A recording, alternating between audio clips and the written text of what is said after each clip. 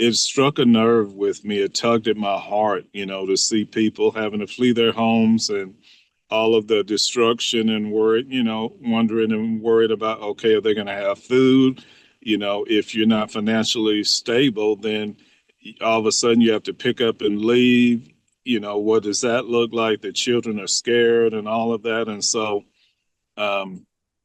it really stemmed from there. And I would make a Facebook post and I'd find out what the needs are. I would call, talk to people down there in the area, whether it's sheriffs, police department, churches, what have you. And they would give me a drop-off location and give me a list of supplies they needed. And I said, okay, J-Star Ministries needs your help, helping the people, in the Panhandle. I mean, there was a lot of loss, but we came out of this a lot better than we should have, and a lot better than a lot of us probably deserved. But there was a lot of help that poured in, and we are all dang sure appreciative of it.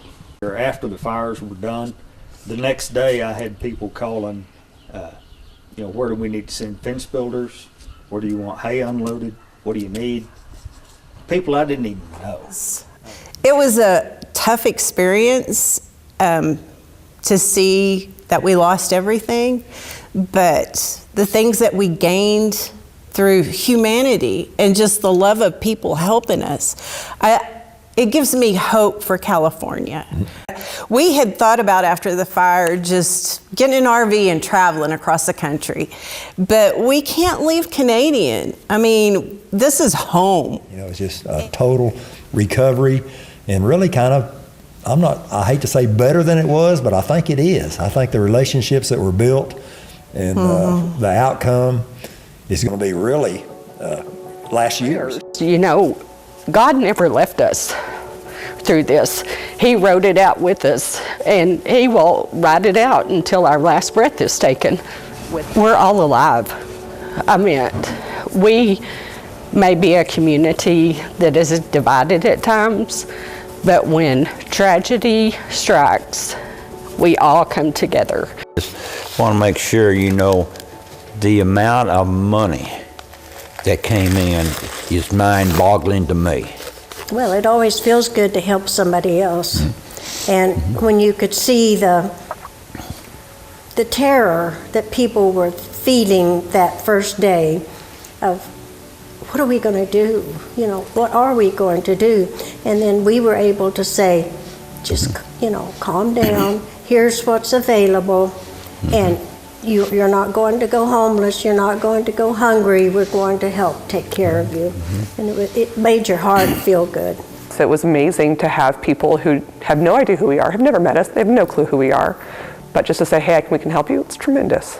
Money doesn't matter to me. I just want to provide people with good food and a good memory, so they can say, hey, we had a good time, we enjoyed your food.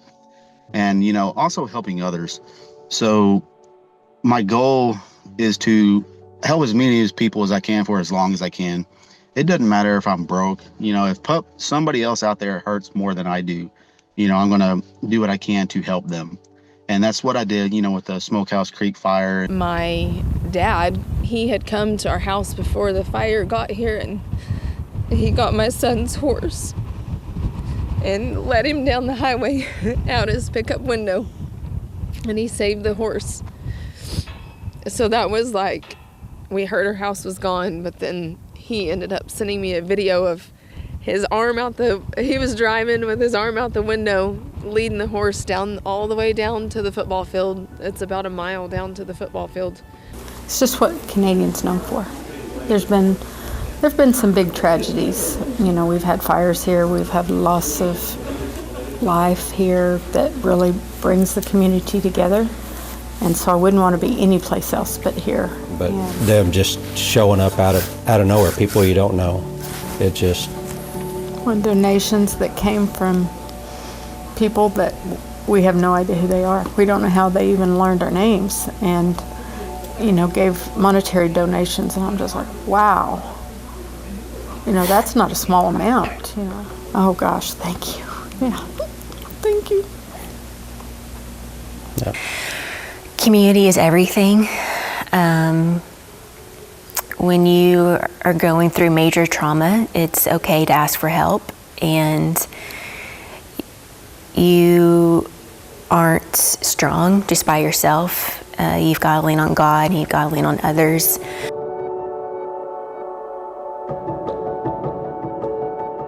I work at Mesa View Senior Living, which is part of the hospital district. We have 40 some odd residents. I just stayed there and made sure I went through the rooms and made sure we got everybody out. We had to get the churches to help with the vans and things to load the resident, so we'd have transportation out of Canadian, but we had our nurses are heroes, like, and CNAs, because they got all of them out of here safely.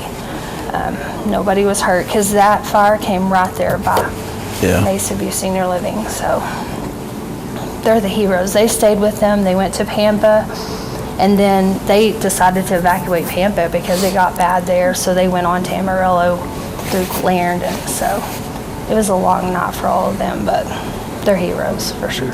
Like, there are moments that take your breath in life, good and bad. Yeah.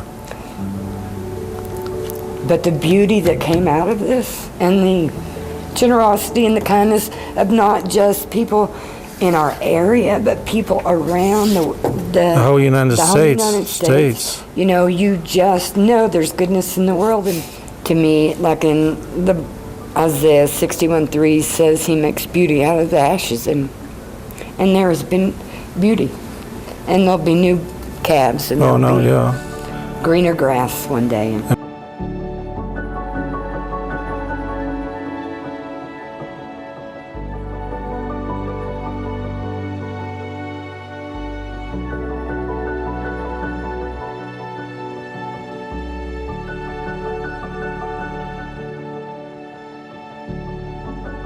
We do appreciate you joining us for Beyond the Blaze. Yes, Greg, we here at News Channel 10 are committed to bringing you local stories that matter to you in the Texas Panhandle. For future updates on this and other stories, visit us at newschannel10.com. You can also scan the QR code on your screen to rewatch this story, share it with your friends, or even get a link to these interviews in their entirety.